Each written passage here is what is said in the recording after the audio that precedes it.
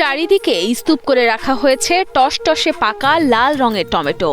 একদিকে চলছে টমেটো বাছাই পর্বের কাজ, অন্যদিকে ঝুড়ি ভর্তি এসব বাছাই করা টমেটো তোলা হচ্ছে ভ্যানে ও ট্রাকে। এই বাজারে দৈনন্দিন 70 থেকে 80 ট্রাক তারও বেশি হলো টমেটো গাড়ি লোড হয় এখান থেকে, এবং বিভিন্ন জেলা এখান থেকে টমেটো টমেটোতে ভরপুর এ বাজারে দেখা মিলবে দিনাজপুর সদর উপজেলার শেখপুরা ইউনিয়নের গাবুরা হাটে। একদিনেই এই বাজার থেকে বিক্রি হয় প্রায় 1.5 কোটি টাকার টমেটো। মার্চের শেষের দিকে টমেটো শুরু হয়, মে জুন এই 3 মাস এপ্রিল মে সবচেয়ে ভরপুর চলে। দৈনন্দিন হিসাব দেখা যায় 1.5 থেকে 2 কোটি টাকা টমেটো এখানে বেচাকেনা। ভোর থেকে সকাল 9টা পর্যন্ত চলে এ বাজারে টমেটোর বেচাকেনা। প্রায় 3 থেকে 3.5 মাসের জন্য এই টমেটোর বাজারে টমেটো বেচাকেনা হয় 100 কোটি টাকার বেশি। তবে কৃষকেরা জানান অনেক টমেটো নষ্ট হওয়ায় তেমন ভালো দাম পাচ্ছেন না তারা। টমেটোর বাজার আমরা পাইনি, মাটি আমরা লাগাচ্ছি 1.5 বিঘা। এখন বর্তমানে যে বাজার, কালকে বাজার 500 550, আজকে বাজার আবার 400 450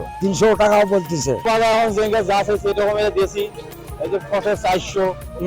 এই যে টমেটো আবাদ করিয়া এই একটা গৃহস্থ গ্রাহক 500 কোটি টাকা পড়ে গেছে, এতে লাভ নাই। প্রকারভেদে 300 থেকে 400 টাকা মন দরে বিক্রি হচ্ছে এসব টমেটো। ঢাকা, চট্টগ্রাম, কুমিল্লা, নারায়ণগঞ্জ ও শরীয়তপুর সহ দেশের বিভিন্ন এলাকার ব্যবসায়ীরা আসেন এখানে টমেটো কিনতে।